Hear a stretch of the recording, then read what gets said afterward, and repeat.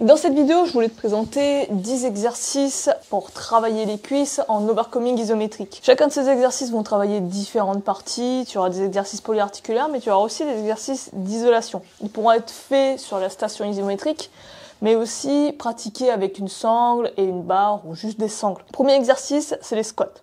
C'est un grand classique. Pour moi, c'est la base pour travailler les jambes.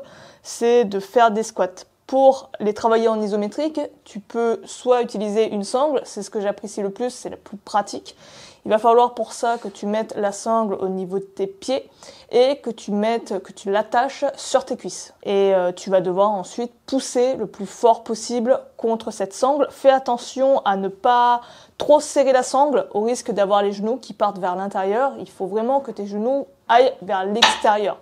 Et à un moment donné, tu vas sentir que la sangle va vouloir te ramener tes genoux vers l'intérieur. Tu vas devoir lutter contre ça. La variante que tu peux faire, c'est de travailler sur une station isométrique. Mais pour ça, il va falloir que tu adoptes une position de front squat. C'est-à-dire d'avoir la poignée au niveau de ta clavicule et d'avoir les poignets cassés. Et l'accent est plus mis sur les quadriceps. C'est une position que je trouve pas forcément agréable à garder en overcoming.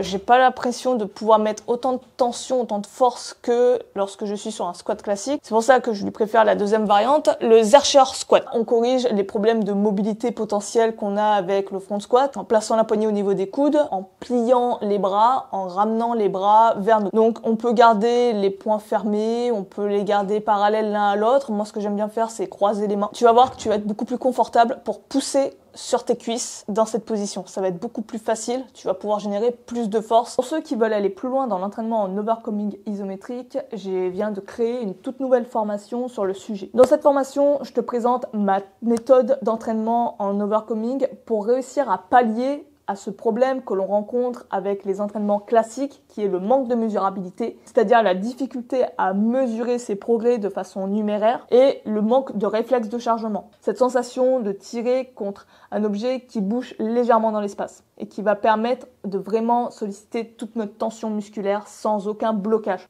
Et elle est en ce moment à un prix avantageux pendant encore quelques jours. Donc si tu veux en profiter, n'attends plus. Je te mets le lien, ça sera le premier lien en description. Ensuite, nous avons le deadlift. Donc le deadlift va essentiellement travailler tout ce qui va être chaîne postérieure, ischio-jambier, dos, fessier. C'est un excellent exercice polyarticulaire et il est incroyable en overcoming isométrique puisque tu peux vraiment générer un maximum de tension musculaire sans avoir de la charge. Donc pouvoir renforcer ton système nerveux sans t'encombrer d'une barre et d'haltères. Pour l'exécuter, il va falloir que tu te places en face de ta poignée, que tu cherches à garder les bras tendus en allant chercher ta poignée, que tu plies légèrement les genoux, mais pas que tu abaisses le bassin comme sur un squat. Il va falloir au contraire que tu amènes le bassin en arrière le plus loin possible, comme si tu voulais amener tes fessiers sur un siège qui était très loin derrière toi. Puis tu saisis ta barre et tu remontes en actionnant les muscles de ta chaîne postérieure, en actionnant tes quadriceps, en actionnant tes ischios, ton dos, toujours en gardant les bras tendus. Exercice suivant, c'est le sissy squat. Donc là, on va être sur un exercice isolation quadriceps. La particularité de cet exercice est que tu dois garder le buste droit. Tu vas essentiellement travailler l'articulation des genoux et des chevilles.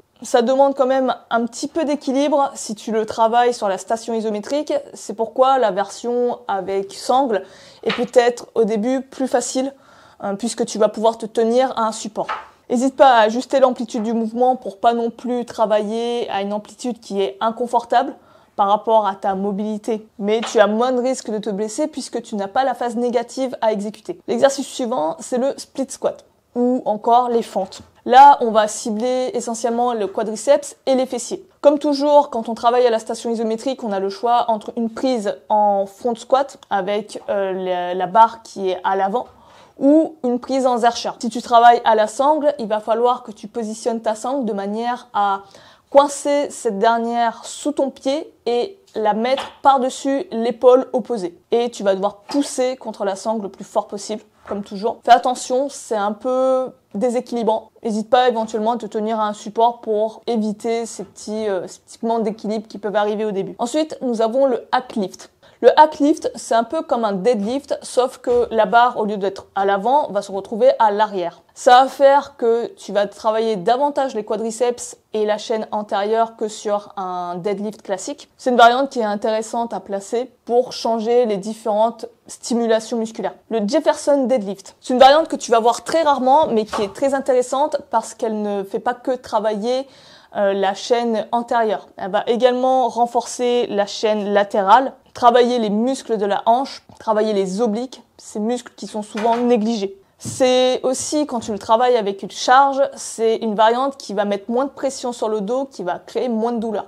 Étant donné qu'on est en overcoming isométrique, t'as pas trop de risque de te blesser le dos. Pour l'exécuter, il va falloir que tu mettes la barre entre tes jambes et que tu positionnes tes pieds à la diagonale par rapport à la barre. Tu vas devoir garder les bras tendus comme sur un deadlift. Tu vas ensuite pousser contre tes jambes pour chercher à te redresser. N'hésite pas à varier aussi les amplitudes comme sur tous les exercices en overcoming pour travailler différents angles. L'exercice suivant, le lateral single leg deadlift. C'est un exercice que j'ai découvert dans le livre Isometric Manual de Coach Wade. C'est là aussi un exercice qui va pas que se contenter de travailler les cuisses, mais aussi travailler les obliques. En travaillant une multitude de muscles, tu t'assures d'éviter grandement les blessures. Pour l'exécuter, il va falloir que tu mettes ton pied parallèle à la poignée, que tu tournes ton buste pour attraper la poignée et que tu tendes la jambe. Et à partir de là, tu vas chercher à mettre un maximum de tension en gardant les bras tendus, à pousser à travers tes jambes pour chercher à te redresser, à garder le dos droit également. C'est un muscle qui va travailler les ischios, les chevilles, les obliques, toute la chaîne postérieure, mais aussi la chaîne latérale. Et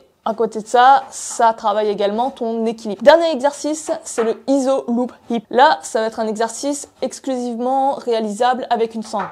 C'est un exercice qui va essentiellement cibler les muscles des hanches, les muscles autour de la hanche. Pour le réaliser, il va falloir que tu attaches la sangle au niveau de tes chevilles et la serrer suffisamment pour pas pouvoir éloigner trop loin la jambe. Tu auras une jambe qui va te servir de support inamovible, tandis que l'autre travaillera. À partir de là, tu peux travailler sur différentes positions. Tu peux commencer à dresser la jambe en face de toi, ce qui va travailler les fléchisseurs de hanche, maintenir la position pendant quelques secondes pour ensuite passer sur une adduction, un éloignement de la jambe sur les côtés. Donc ça va travailler tous les muscles abducteurs et finir par les extensions de hanche et les fessiers en amenant la jambe vers l'arrière. Tu peux faire une rotation entre ces trois exercices sans temps de récupération. Chaque fois, tu cherches à tenir entre 6 et 10 secondes chacune des positions avant de prendre ton temps de récupération. Après, n'hésite pas à varier les angles. Pas que travailler sur des angles à 90 degrés ou 180 degrés, essaie de travailler sur des angles entre ces deux positions, 45 degrés, légèrement plus haut, légèrement plus bas.